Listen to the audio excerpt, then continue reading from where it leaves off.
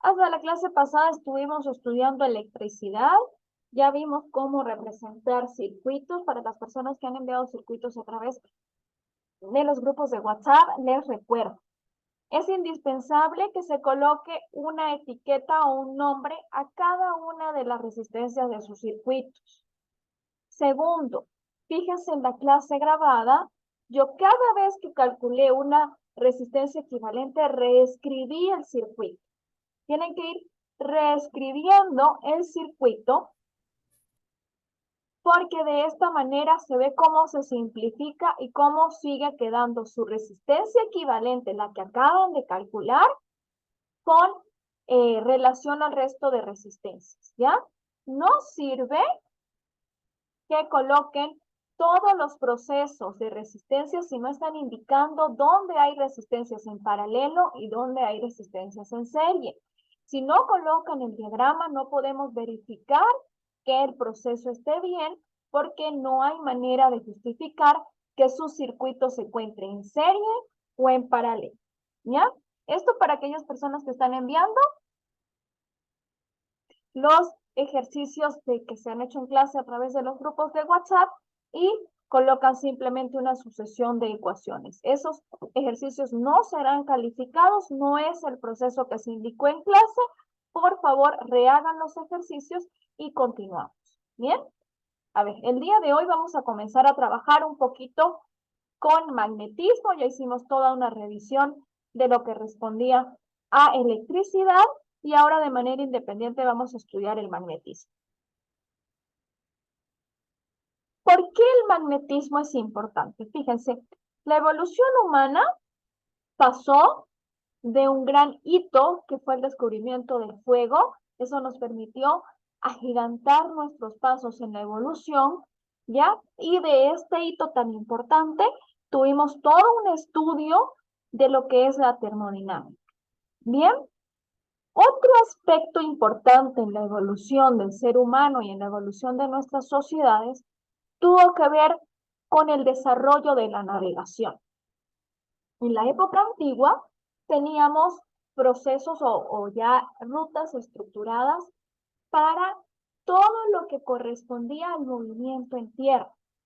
Sin embargo, el mundo se nos quedó chiquito y necesitamos expandirnos marítimamente, ¿ya? Uno de los pueblos que más avanzaron en la construcción de artefactos, la construcción de navíos, fueron los pueblos vikingos, ¿ya? Toda la estructura naval y los grandes avances navales fueron vikingos. Sin embargo, los vikingos, que fueron grandes exploradores, tuvieron épocas de muchas pérdidas humanas debido a que cuando se adentraban a alta mar, por supuesto, perdían toda la forma en la que ellos pudieran orientarse, porque llegaban puntos en los que usted a cualquier lugar veía mar. Esto nos pasa a las personas que hemos tenido oportunidad de viajar en algún crucero o que hemos viajado en algún tipo de embarcación y nos hemos adentrado un poco a alta mar. Hemos visto que llega un momento en el que tú no tienes idea de dónde queda ninguna de tus sitios, puntos cardinales, sobre todo cuando se hace la noche. Cuando es el día, tú más o menos te puedes ubicar por la posición solar, pero de noche realmente estás perdido y no tienes ninguna dirección. Bien, si bien los vikingos tuvieron grandes avances a nivel de navegación, no tenían avances tecnológicos para poder orientarse. Otro pueblo que se destacó por el estudio y el avance de las rutas marítimas fueron los chinos.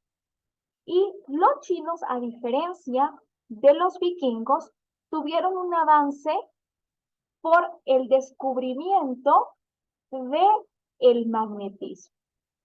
De muchos estudios, de experimentaciones, sencillamente de juegos, lograron ver una relación entre ciertos materiales de origen rocoso cuando estaban en presencia de algún instrumento de metal, ¿ya? Estas observaciones se fueron replicando incluso de generaciones en generaciones hasta llegar a un momento en el que se pudo definir una clara relación entre la forma en la que se orienta un material que estuvo en contacto con ciertas piedras y los puntos cardinales. Esto posteriormente se entendió como una propiedad que adquieren ciertos metales en los que se orienta siempre hacia el norte de una ubicación geográfica cuando estos objetos han sido frotados con elementos particulares. Elementos particulares que posteriormente denominamos elementos magnéticos. Y con esto se dio paso a la invención de la brújula. ¿Ya? Una brújula es una aguja que está magnetizada y esta magnetización produce que la aguja siempre apunte en una dirección. La aguja va a apuntar siempre en esa dirección y usted va a poder definir su rumbo, ¿ya? Si necesita moverse constantemente hacia cierta dirección y su aguja apunta siempre hacia el norte. La primera brújula que se inventó, como les digo, de origen chino, era más o menos con esta estructura, ¿ya? Era simplemente una especie de cuchara o cucharón metálico en el que la parte cóncava de esa cuchara o cucharón estaba magnetizada y al ser magnetizada siempre apuntaba en una dirección, no importa cómo usted se moviera. El extremo final de esa cuchara no estaba magnetizado y tenía simplemente un recubrimiento en algún tipo de cuero. La cuchara reposaba sobre un platón que estaba hecho de un material metálico que no correspondía a estas características. No se magnetizaba cuando era frotado por ciertas rocas. ¿Bien? Y de esta manera sentaba una base. A medida que la persona que estaba portando esta primera brújula se movía, la cuchara tenía libertad de rotar. Rotar de tal manera que no importa la posición a la cual usted la pusiera, ella siempre se iba a deflectar para orientar al norte.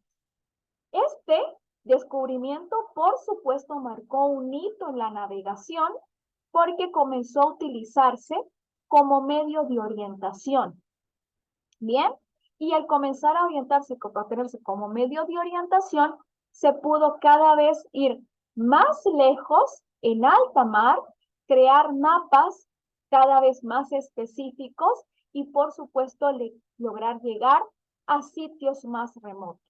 Al llegar a sitios más remotos, por supuesto, hubo una expansión de la cultura, una expansión de las invasiones hasta llegar posteriormente a un aparatito más refinado hasta, de alguna manera, el imperio o la civilización nórdica, la civilización de los vikingos, y con esto obtuvimos todo el proceso histórico de lo que fueron las eternas guerras entre vikingos y cristianos que tuvieron muchos avances tecnológicos y también tuvieron muchísimas pérdidas humanas y retroceso en algunos aspectos científicos que iban avanzados. Bien, el magnetismo surge entonces como un proceso de experimentación que nos permitió revolucionar todo nuestro sistema naval, sistema marítimo, y con eso, por supuesto, hacer una mezcla de culturas, y no solamente esto, sino hacer toda una contribución científica al mundo. El magnetismo, ya podemos entonces hablar en sí, es un fenómeno físico, o como lo podemos describir ya en estos momentos que los entendemos casi a perfección, en el que hay una interacción. Es una interacción al igual que en la gravedad y al igual que en la fuerza eléctrica, que no requiere un contacto directo entre masas. Es una interacción a distancia y es una propiedad natural que tienen algunos elementos. como la magnetita, que es el elemento magnético por excelencia, conformado por óxido de hierro y otros metales, que permiten magnetizarse. Es decir, que por contacto directo, en este caso, con ciertos elementos, se transmite esta propiedad. Algunos metales se pueden magnetizar y una vez que están magnetizados, comienzan a tener interacción igual a la distancia con ciertos elementos. Esta interacción a distancia no se queda solamente a distancia, como les estoy diciendo, sino que dependiendo de qué tan intensa sea la magnetización que tiene nuestro elemento, puede llegar incluso a atraer objetos, a tener contacto directo, o puede ocurrir una fuerza de repulsión, tal cual como existe con la fuerza magnética, que produce la imposibilidad de unir ciertos materiales dependiendo de cómo sea su polarización magnética. La fuerza magnética es una fuerza intermedia, una fuerza que podemos decir que es fácil de vencer cuando intentamos separar o intentamos aumentar la distancia entre dos objetos que están magnetizados, pero que se vuelve una fuerza muy fuerte cuando intentamos unir dos objetos que se encuentran magnetizados de la misma forma, que tienen la misma polarización. ¿Bien? Estas propiedades de que la fuerza sea o muy débil o muy fuerte nos ha producido cierta cantidad de aplicaciones tecnológicas. Por ejemplo, tenemos trenes de levitación magnética que debido a que la fuerza de repulsión es tan fuerte, nos permite poner a levitar un objeto sobre otro, ¿ya? Teniendo una especie de cama que resulta ser un espacio vacío en el cual vemos la interacción.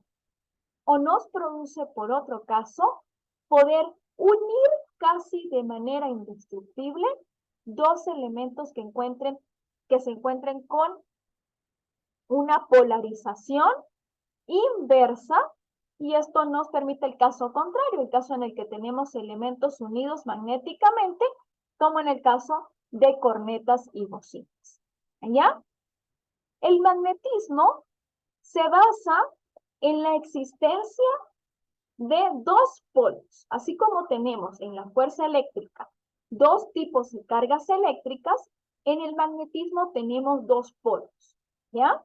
Un polo que identificamos como positivo y un polo que identificamos como negativo. De manera análoga a la fuerza magnética, la presencia de un polo positivo y un polo negativo produce un campo magnético. ¿Bien? Un campo magnético es una región del espacio en la cual tenemos líneas de interacción magnética. ¿Ya?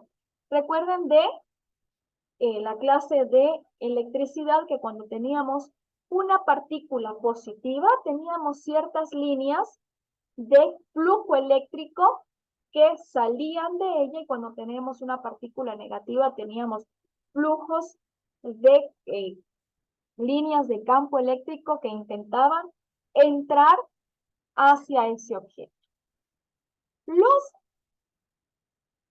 imanes, que es el nombre con la que se conocen a algún elemento que esté magnetizado, presentan de manera simultánea polos positivos y polos negativos. En la naturaleza no hemos sido capaces de identificar y estamos casi por completo seguros que no existe tal cosa como el monopolo magnético.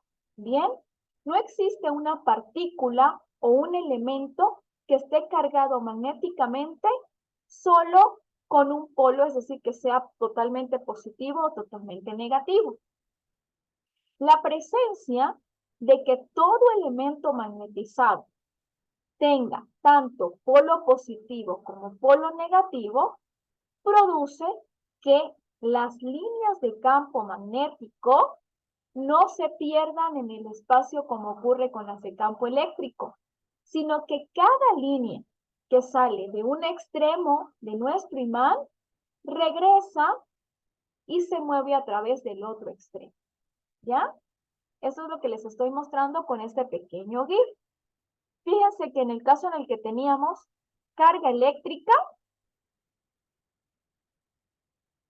teníamos líneas de campo que salían radialmente de nuestra carga, dependiendo si esta era positiva o negativa, o teníamos líneas de fuerza que ingresaban a nuestra partícula cuando estas eran negativas. En el caso del campo magnético, como existe esta bipolaridad, cada línea de campo que salga de un polo sur busca entrar casi en el mismo ángulo a un polo positivo. En cualquier objeto magnetizado vamos a tener un campo magnético que tiene esta forma. Desde el polo sur se mueven las líneas de campo y siempre ingresan al polo positivo. En el caso de la fuerza eléctrica siempre teníamos líneas de campo que eran radiales y nunca se tocaban entre sí. Para el campo magnético también vamos a tener líneas de campo, pero estas líneas siempre se van a doblar para ingresar al extremo opuesto del que salieron, pero de igual forma nunca se van a tocar entre ellas. No existen dos líneas de campo magnético que estén en contacto, ¿ya? Como no existen líneas que estén en contacto, dependiendo de cómo esté esa cantidad de líneas en cierta región del espacio, vamos a tener mayor o menor intensidad de campo magnético, ¿sí? Si yo tengo, por ejemplo, un imán, que como sabemos tenemos un polo norte y un polo sur, mientras más cercano se mida el campo magnético de mi imán, va a ser de mayor intensidad, porque a medida que se aleje, mis líneas de campo se van separando, ¿ya? Estas líneas de campo no son infinitas, pero a medida que nos alejamos son cada vez más separadas y por lo tanto en cada región del espacio hay una intensidad de campo magnético que será menor. ¿Cómo podemos evidenciar que justamente estas líneas de campo son de esta manera? Fíjense que para la fuerza magnética no hay ningún tipo de, para la fuerza eléctrica no hay ningún tipo de manera en que estamos comprobando esto, simplemente lo hacemos a través de detectores. Para el caso del magnetismo, que es un campo un poco más fácil de visualizar, podemos hacer el siguiente experimento, ¿ya? En este experimento,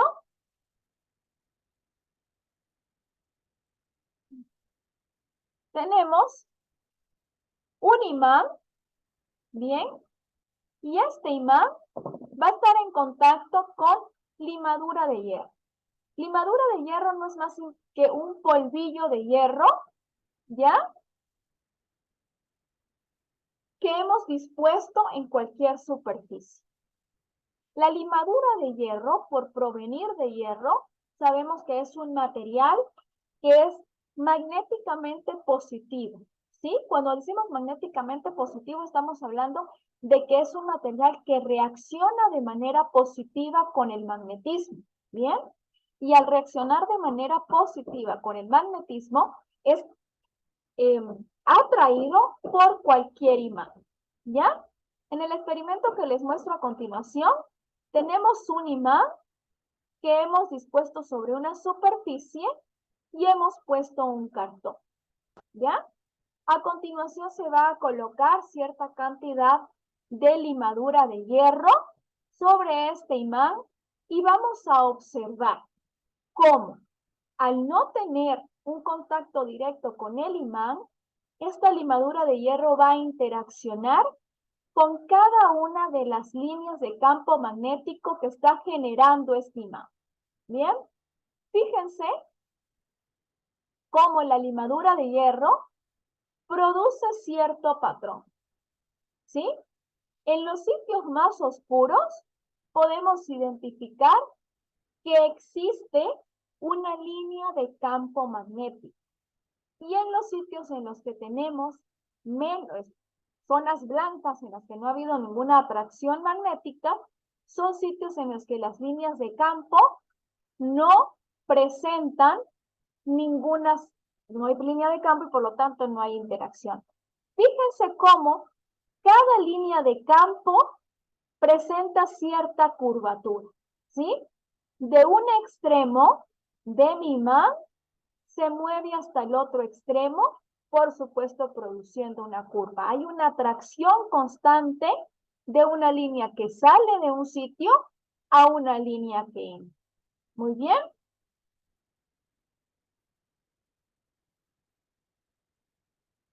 Y si se dieron cuenta en este experimento que estábamos haciendo, no necesariamente la línea de campo, este es el imán, no siempre la línea de campo iba de este extremo a este extremo, ¿sí?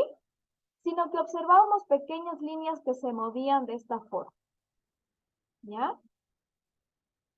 La intensidad del campo magnético no depende solamente de qué tan lejos o qué tan cerca estemos de nuestro imán, sino que también depende desde qué lugar sale la línea y hasta qué lugar entra la línea. Muy bien, depende de la geometría que tenga nuestro imán.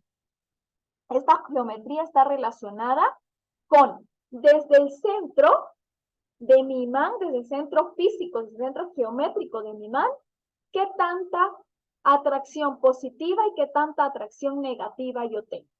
Bien, siempre existirá atracción, pero depende esta línea de campo desde qué punto sale y hasta qué punto entra. ¿Cómo podemos medir esa intensidad del campo magnético? La intensidad del campo magnético la tenemos que medir a través de un concepto que se denomina flujo magnético. Bien, no tenemos un detector como tal para el campo magnético, pero sí podemos identificar el flujo magnético. ¿Cómo lo hacemos?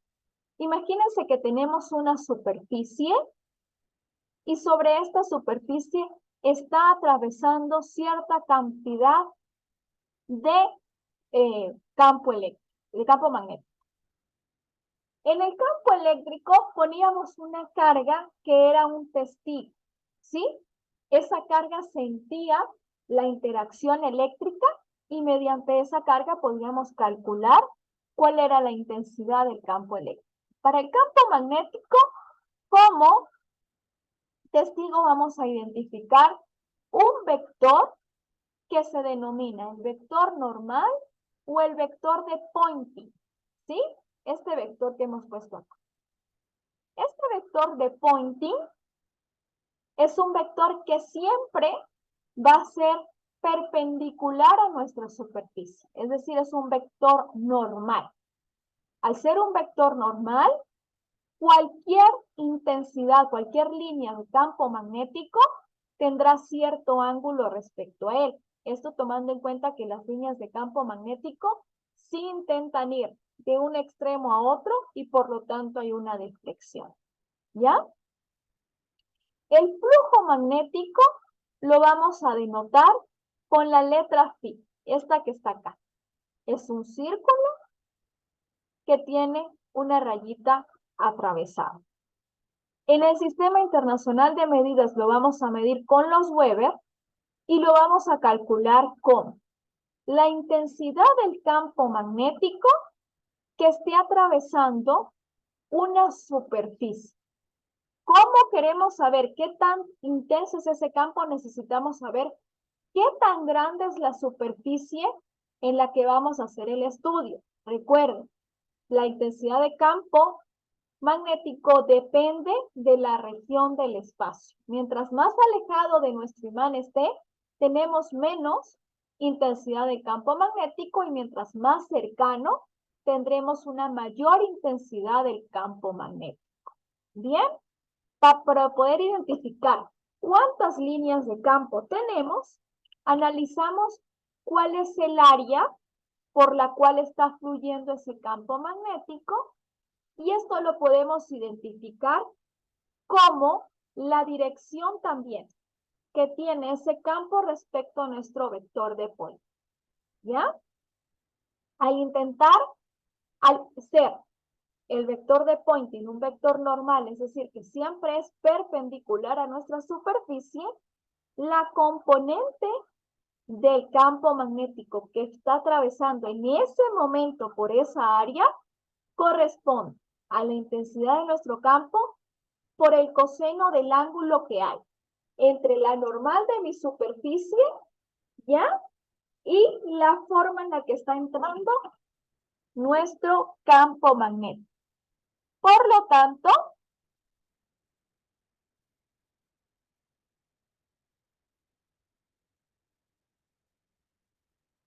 el flujo magnético será la intensidad del campo magnético multiplicado por el área de la superficie de estudio por el coseno del ángulo que se forma entre las líneas de campo magnético y nuestro vector normal a la superficie, nuestro vector de Poynting.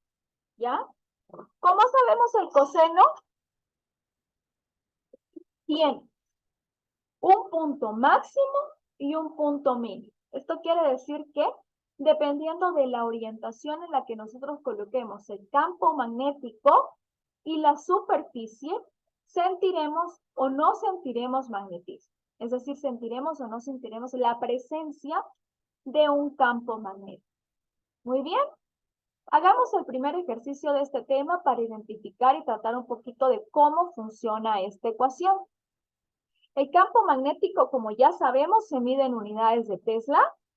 Esto lo vimos en algún momento. Es la unidad con la que medimos el campo magnético y el flujo magnético lo vamos a medir en unidades de Weber. Bien, esto en el Sistema Internacional de Medidas. ¿Ok? Tenemos una superficie plana que tiene un área de 0.2 metros cuadrados. Esta superficie plana se encuentra expuesta a un campo magnético que tiene 0.5 Tesla de intensidad. El ángulo entre la dirección de este campo magnético y la superficie por la cual está transitando este campo es de 60 grados. ¿Qué flujo magnético está pasando en este momento por esa superficie? ¿Cuál es el problema que tenemos? Tenemos una superficie plana que tiene un área cuadrada, bien, de 0.2 metros. Tenemos un vector de Poynting, o un vector normal, que es perpendicular a esta superficie, bien, y tenemos un campo magnético que incide sobre la superficie con 60 grados. Es decir, que aquí encuentran 60 grados. ¿Cuál es el flujo magnético que vamos a tener ahí? Es súper sencillo. El flujo magnético será igual a la intensidad del campo por el área, por el coseno de mi ángulo. ¿Ya? ¿Cuál es el campo magnético? 0,5 Tesla multiplicado por los 0,2 metros al cuadrado del área por el coseno de 60 grados. Súper sencillo. Fíjense que la ecuación resultaría un poco compleja de manejar, pero no es el caso. Simplemente calculamos el coseno de 60. Muy bien. Eso lo multiplicamos por el área y lo multiplicamos por la intensidad del campo magnético. Bien. El flujo magnético que está transitando en este momento es igual a 0,05 B. Quiere decir que por cada unidad de área, por cada pedacito de mi superficie que tiene esa área, está atravesando un campo magnético cuya cantidad de líneas de campo es proporcional a 0,05 B. Bien, la intensidad de campo magnético, como veremos más adelante, no solamente está relacionada con qué cantidad de campo magnético tenemos, sino con qué cantidad de corriente eléctrica va a poder circular por esa superficie debido a que la fuerza magnética y la fuerza eléctrica están íntimamente relacionadas. Disculpas, hagamos el segundo ejercicio. En el segundo ejercicio tenemos nuevamente un campo magnético uniforme que está atravesando una bobina que es cuadrada. Bien, esta bobina tiene 0,3 metros de lado y el ángulo entre la dirección del campo magnético y la normal es de 45 grados. Fíjense que el campo magnético puede atravesar una bobina, es decir, puede atravesar una superficie que no esté completamente llena, sino que simplemente sea una especie de alambre o de hilo conductor que hemos doblado de cierta manera, ¿sí? No importa que tengamos un espacio que resulte vacío. En el plano de ese espacio vacío, también podemos identificar un vector de Poynting, es decir, un vector normal al área que hay dentro de nuestra superficie, ¿ya? Y el campo magnético, si bien va a atravesar zonas que no tengan contacto directo con mi hilo conductor, va a atravesar toda la superficie. Bien, esa superficie, en este caso, es atravesada con un ángulo de 45 grados.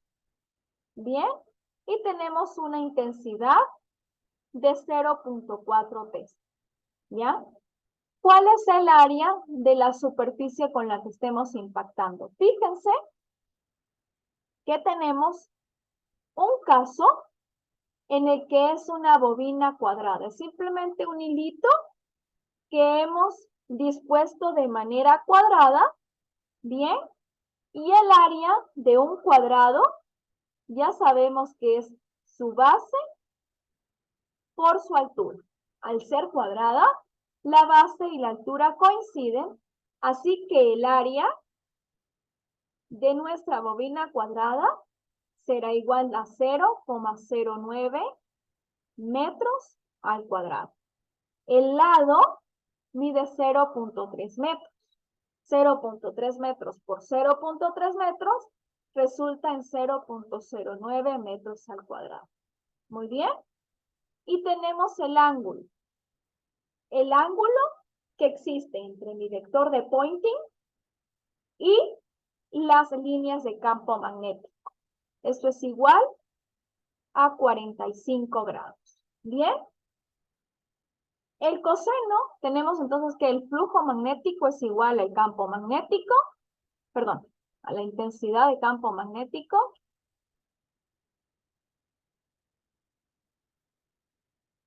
por el área, por el coseno del ángulo. La intensidad de campo magnético es una magnitud escalar. Bien, por lo tanto vamos a trabajar con el área y con la intensidad del campo magnético, solamente su intensidad. ¿Cuál es la intensidad de ese campo magnético? 0,4 Tesla multiplicado por el área de mi bobina multiplicado por el coseno del ángulo. Muy bien. ¿Cuánto me da esto? El coseno de 45 grados es igual a 0,71, aproximadamente redondeando a 2 decimales, por el área, que es 0,09, por la intensidad del campo, que es 0.4. La intensidad de campo magnético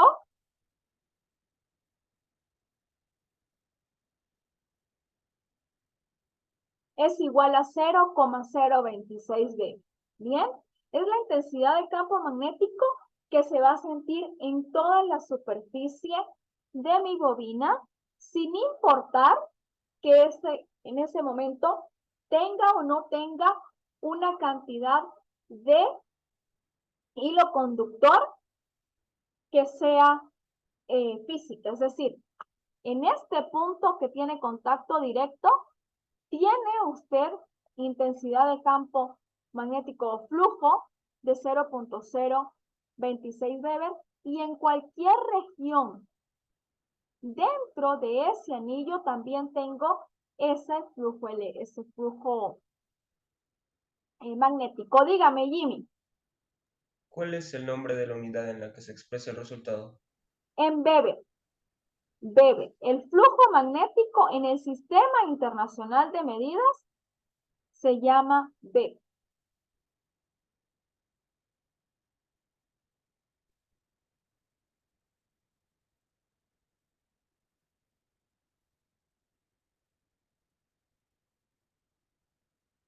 Como último ejercicio, tenemos un campo magnético uniforme que tiene una intensidad de 0.6 Tesla. Y en este caso, él atraviesa una superficie circular que tiene un radio de 0.2 metros. Bien, vamos a calcular el flujo magnético que está pasando a través de la superficie de estas aro cuando el ángulo entre el vector de Poynting y el campo magnético es de 30 grados. Bien, ¿qué ocurre en este caso? Tenemos un anillo, ¿sí? Circular. Este anillo circular, por supuesto, está conformado de algún material y tiene un vector de Poynting que es perpendicular a la superficie de ese anillo. Por ese anillo está pasando cierta cantidad de flujo de campo magnético que resulta tener un ángulo de 30 grados. Bien, ¿cuál es la intensidad de flujo magnético? La intensidad de flujo magnético, como ya sabemos, es el campo magnético multiplicado por el área, multiplicado por el coseno de nuestro ángulo. Bien, ¿cuál es el área de mi superficie circular? El área de un círculo es igual a pi por el radio al cuadrado. Bien, la intensidad del campo magnético ya sabemos que es de 0.6 Tesla y tenemos que el ángulo es igual a 30 grados. ¿Cuál es el área? Pi redondeado a 2 decimales es 3.14 y eso lo multiplicamos por el radio al cuadrado, que es 0.2 metros al cuadrado. Muy bien. El área de nuestra superficie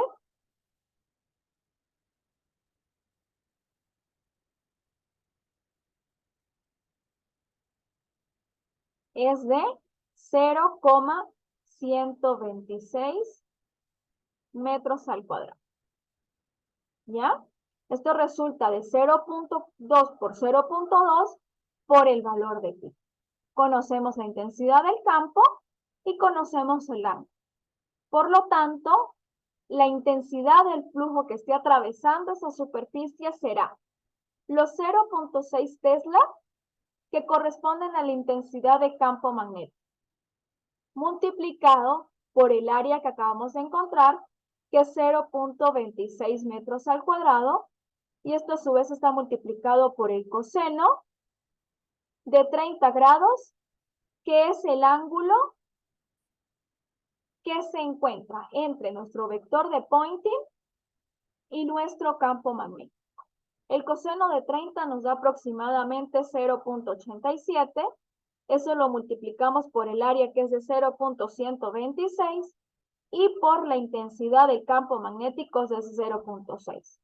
Obtenemos entonces que el flujo de campo magnético que está transitando a través de la superficie de este anillo es de 0,066 Weber, ¿ya? Es la unidad en la que medimos el flujo de campo magnético. El flujo de campo magnético lo podemos medir directamente con instrumentos de medida y utilizando ecuaciones como estas podemos medir o podemos calcular cuál es la intensidad del campo magnético. La intensidad del campo magnético está, por supuesto, íntimamente relacionada con qué tan potentes son nuestros imanes. Bien, un imán o una superficie que esté magnetizada será más potente dependiendo de, primero, la superficie que tenga ese imán y segundo, de qué esté compuesto. Hay materiales que naturalmente son más adaptables al magnetismo y materiales que no son tan adaptables. Eso es una propiedad de los elementos y no es que usted a medida que esté haciendo contacto entre dos elementos, él se va a magnetizar más. Existen maneras de potenciar la magnetización, ¿sí? Esta potenciación en la magnetización se puede hacer introduciendo una corriente eléctrica dentro del imán y generando lo que se conoce como un electroimán. Este tipo de dispositivos lo vamos a ver a partir de la clase siguiente, bien, en la que vamos a continuar trabajando con lo referente a el magnetismo. Si no tenemos duda, chicos, esta es la clase introductoria de lo que vamos a ver durante el tema de magnetismo. Dígame, Jimmy. Y Listen, si puede quedarse un momento, por favor. Claro, por supuesto, me quedo 2 minutos contigo y el resto de los estudiantes, por favor, hemos culminado la clase. Dígame, Daniel. Igualmente, profe, necesito solucionar una duda que tengo. Ya, perfecto, no pasa nada. Entonces, chicos, me quedo con Jimmy y me quedo con Daniel. El resto de los estudiantes hemos culminado la clase del día de hoy. Muchísimas gracias por su asistencia. Ya vamos a estudiar con un poco más de detenimiento todo lo referente a el magnetismo. Dígame, Martina. Yo también, profe. Ya, 2 minutitos tengo porque tengo conexión inmediatamente. Puedo atender 2 minutos a cada estudiante. ¿Bien? Ya, gracias, profe. A ver.